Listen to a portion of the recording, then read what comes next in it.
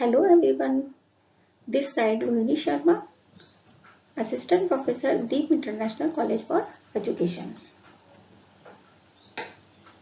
पिछले अध्याय में हमने संप्रेषण के प्रकार पढ़े थे, संप्रेषण का अर्थ पढ़ा था। इस बार हम शिक्षा में संप्रेषण के सिद्धांत पढ़ेंगे, संप्रेषण को प्रभावित करने वाले कारक, उसके आवश्यक तत्व और महत्व पढ़ेंगे।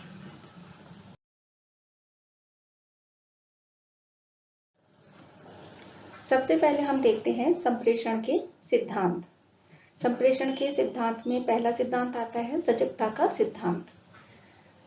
यह सिद्धांत कहता है कि संप्रेषणकर्ता और संप्रेषण ग्रहण करने वाला व्यक्ति संप्रेषण क्रिया के समय सजग रहते हैं। यदि इस क्रिया में कोई एक व्यक्ति सजग नहीं रहता तो संप्रेषण क्रिया पूरी नहीं होती है। मतलब दोनों को एक साथ एक्टिव होना बहुत जरूरी है, अदरवाइज संप्रेषण की क्रिया प्रॉपरली नहीं हो पाएगी। दूसरा सिद्धांत है योग्यता का सिद्धांत। योग्यता के सिद्धांत के अंतर्गत संप्रेषण करने वाले दोनों व्यक्ति योग्य होने चाहिए। यदि कक्षा में अध्यापक अपने विषय में योग्य नहीं है तो वह कक्षा में संप्रेषण करते समय उचित भूमिका नहीं निभा पाएगा। अगर उसको अपने सब्जेक्ट पे पकड़ नहीं है या वो योग्यता नहीं रखता तो वो आपसे कैसे संप्रेषण कर पाएगा, वो कहीं ना कहीं जरूर अटक जाएगा और संप्रेषण में बाधा आ जाएगी। तीसरा सिद्धांत है सहभागिता का सिद्धांत। सहभागिता का सिद्धांत कहता है कि संप्रेषण द्विपक्षीय प्रक्रिया है, अतः संप्रेषण कर्ता और ग्रहण करने वाले दोनों के मध्य सहभागिता होनी चाहिए, जिससे संप्रेषण क्रिया पूरी की जा सकती है। जब दोनों ही एक साथ सहभागिता देंगे संप्रेषण में तो संप्रेषण क्रिया और अच्छी हो जाएगी। अगला सिद्धांत आता है उचित सामग्री का सिद्धांत। संप्रेषण में सबसे महत्वपूर्ण ध्यान देने वाली बात उचित सामग्री होनी चाहिए। उचित सामग्री ऐसी होनी चाहिए जो संप्रेषण के उद्देश्य, संप्रेषण परिस्थितियां तथा माध्यम से मेल खाती हो और विद्यार्थियों के स्तर, योग्यताओं, क्षमताओं तथा संप्रेषण कौशलों को ध्यान रखकर चलती हो।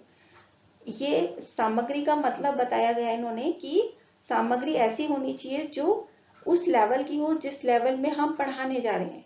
जैसे हमने अगर कोई टीचिंग एड भी लिया है तो संप्रेषण करता जो है वो उस टीचिंग एड को ऐसे पढ़ाए कि बच्चा समझ पाए, सामने वाला जो है वो बैठा हुआ समझ पाए, तो वो उसके लेवल का होना चाहिए। इसलिए उचित सामग्री का सिद्धांत बताया गया है। अगला सिद्धांत है संप्रेषण माध्यम का सिद्धांत। संप्रेषण माध्यम जितना अधिक उपयुक्त होता है और सशक्त होगा, संप्रेषण धारा का प्रभाव उतना ही उचित रहेगा। संप्रेषण माध्यम मतलब हो गया कि हम किस माध्यम में बैठे हैं, सामने वाला किस माध्यम में बात कर रहा है, वो माध्यम बिल्कुल सशक्त होना चाहिए। अगला सिद्धांत है पृष्ठपोषण का सिद्धांत। संप्रेषण प्रक्रिया में पृष्ठपोषण प्राप्त करना अति आवश्यक है, जिसके माध्यम से हम अपने संप्रेषण को और अधिक प्रभावशाली बना सकते हैं। पृष्ठपोषण का मतलब होता है कि हमने आप सामने वाले को रिवर्स में उनको जो उन्होंने समझा उसके रिवर्स में हमने उनको कुछ फीडबैक दिया। ठीक है। सहायक एवं बाधक तत्व का सिद्धांत अगला सिद्धांत है हमारा, जिसमें संप्रेषण क्रिया में ऐसे तत्व परिस्थितियां कार्य करती हैं जो सहायक या बाधक भूमिका निभाने में जुड़ जाते हैं। जैसे शोरगुल, प्रकाश की कमी, सुनने और देखने में आने वाली कमी, यह है बाधक तत्वों का सिद्धांत। अगर ये बाधक तत्व होंगे तो संप्रेषण प्रक्रिया पूर्ण नहीं हो पाएगी। अब आते हैं संप्रेषण प्रक्रिया को प्रभावित करने वाले कारक। क्या फैक्टर्स हैं जो अफेक्ट करते हैं कम्युनिकेशन प्रोसेस को?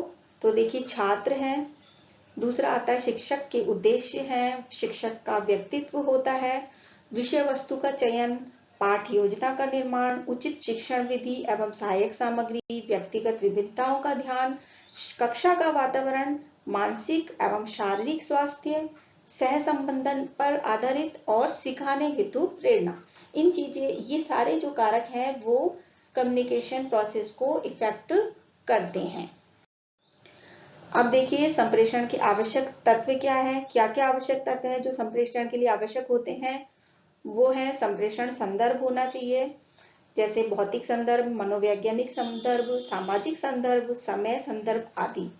दूसरा आता है संदेश का स्रोत, तीसरा संदेश अगला माध्यम, संकेत या प्रतीक, इनकोडिंग, डिकोडिंग, पृष्ठपोषण और संदेश ग्रहण करता, ये सारे संप्रेषण के आवश्यक तत्व होते हैं। आखिरी में आता है संप्रेषण का महत्व।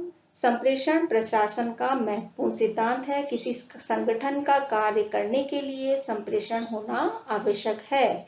यदि संगठन की पूरी जानकारी होगी तो उसमें रुचि होगी और लगाव भी होगा। शोध कार्यों से पता चलता है कि संगठन का सफल संचालन तभी होता है जब उसमें काम करने वाले व्यक्ति सहयोग करें। लोकतंत्र की यह पहली आवश्यकता है कि जनता प्रशासन से अधिक मात्रा में जुड़े। इसलिए व्यापार तथा शासन दोनों क्षेत्र में उत्तम संप्रेषण की व्यवस्था होनी चाहिए। तो मतलब कहने का यह है कि संप्रेषण होगा तो हर तरीके से तरक्की कर पाएगा। अगर प्रशासन है या व्यवसाय है, संप्रेषण प्रॉपरली होगा तो हर चीज में सफलता प्राप्त होगी। इसी के साथ मैं उम्मीद करती हूँ कि आपको संप्रेषण के दोनों भाग पूरी तरीके से समझ में आए होंगे। धन्यवाद।